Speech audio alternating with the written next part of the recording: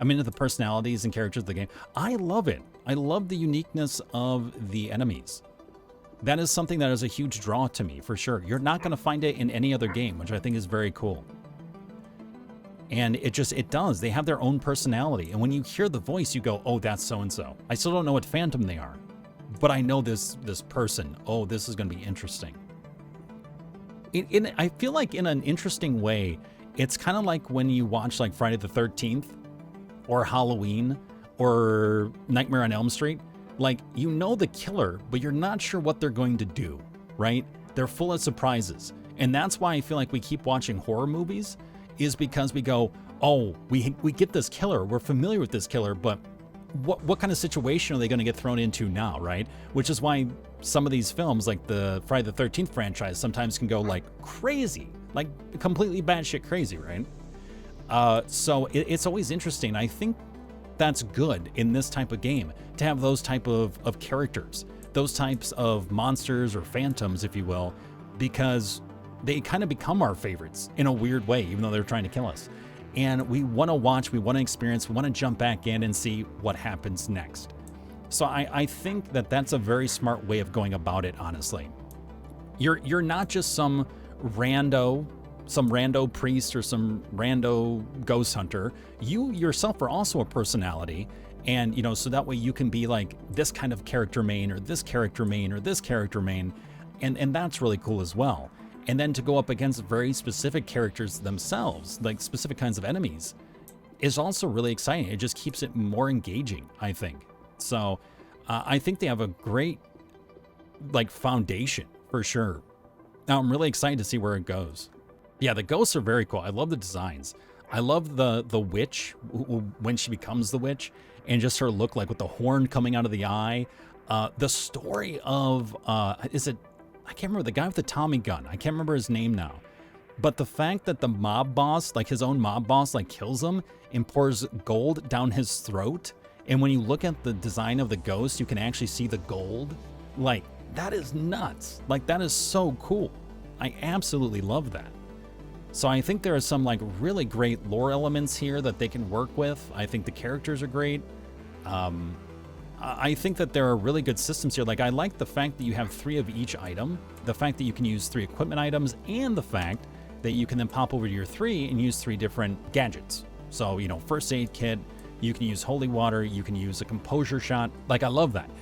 It's a bit much in the beginning to try to just remember, like, oh yeah, I'm on my 1, now I have to flip through. I'm on my 2, now I have to flip through. I'm on my 3, now I have to flip through, or whatever, right? Like, just like thinking about that, it like initially is a little bit much, but it's nothing that you can't pick up and learn, which I like. There's a place I can go to look up these stories and backgrounds more. I'm a lore junkie. I found them on the website, at the phantomhysteria.com website. Yeah, absolutely, because I want to see more of it. I want to see more lore. I would love to see, and I haven't seen it yet, like you go to Phantom lore, and so far you see the 6 Phantoms, which there is clearly room for more, which is cool. We have your Beholder, your Grow, I don't know, I'm not sure how to say that. Harlequin, Heretic, Widow, and Wisp. But when you click on it, you only get the evidence. I would love to see lore.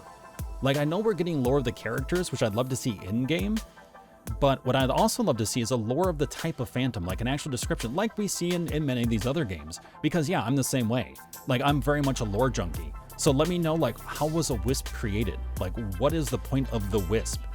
You know, because then that way, that's going to add an additional level besides the fact that it's just a word that means this evidence, right? It makes it feel more real to the player, besides the fact that, oh, Wisp just means photo, UV, temperature, EMF, ghost book. But if you start getting into, oh, wisps are vengeful spirits, or they're, you know, whatever it may be, right? The sort of usual description, it gives us a little bit more to like really attach ourselves to.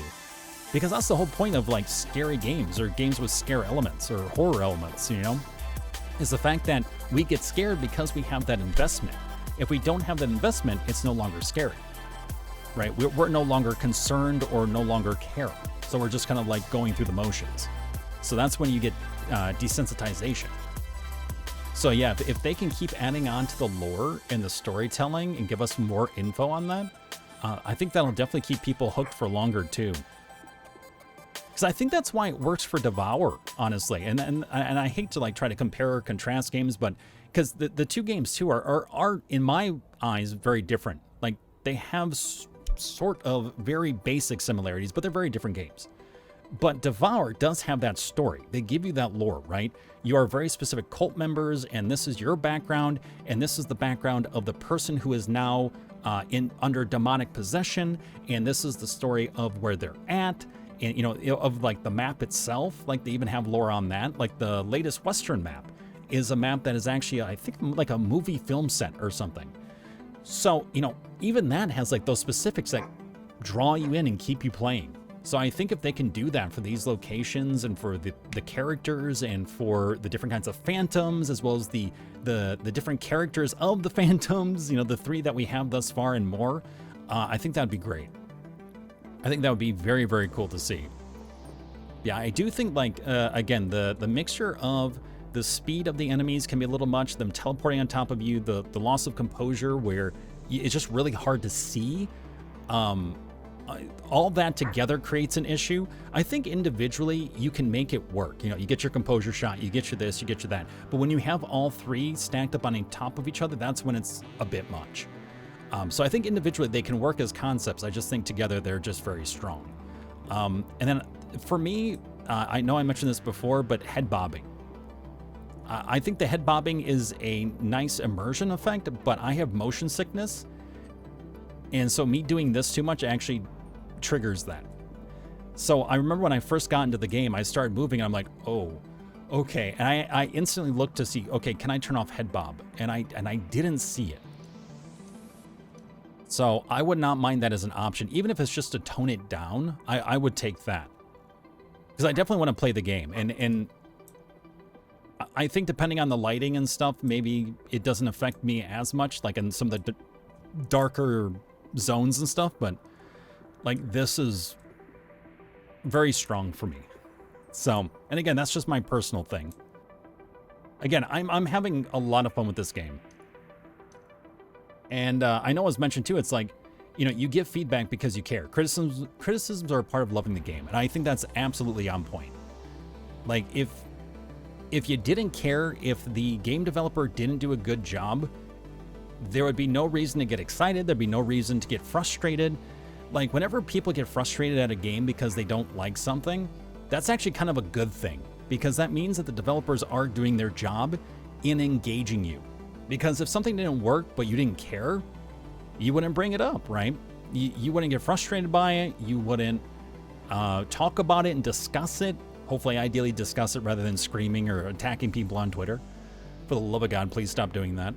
But overall, though, like it's because you've done something right to like hit a nerve with that person in a good way. They found some sort of connection or value to the game, and they just want to see it get better. Now it's up to them on how they respond, but that's always a good thing. Definitely always a good thing.